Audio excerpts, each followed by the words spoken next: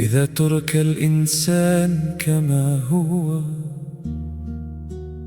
فإن العالم يزداد ظلمة في الكذب والشهوات، يفقد الإنسان نفسه. منذ زمن بعيد فقد الإنسان نوره الأصلي، ولكي يصبح إنسانا حقيقيا يجب أن يولد من جديد. لقد أعطى الله طريق الحياة الجديدة، والحق الذي يعرف هذا الطريق، والحياة التي تعيش في هذا الحق. هذا الطريق وهذا الحق وهذه الحياة هو يسوع.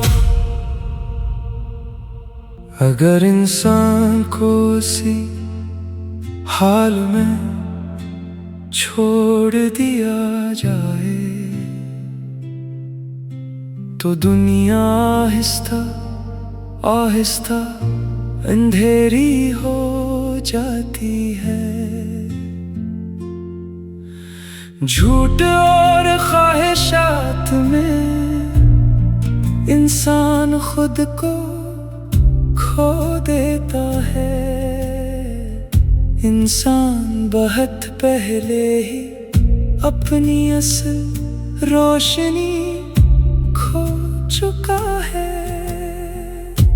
حقیقی انسان بننے کے لیے اسے دوبارہ پیدا ہونا ہوگا۔ خدا نے دیا نئی زندگی کا راستہ، اس راستے کو جاننے کی سچائی، اور اس سچائی میں جینے کی زندگی۔ وہ راستہ، وہ سچائی، وہ زندگی یسوع۔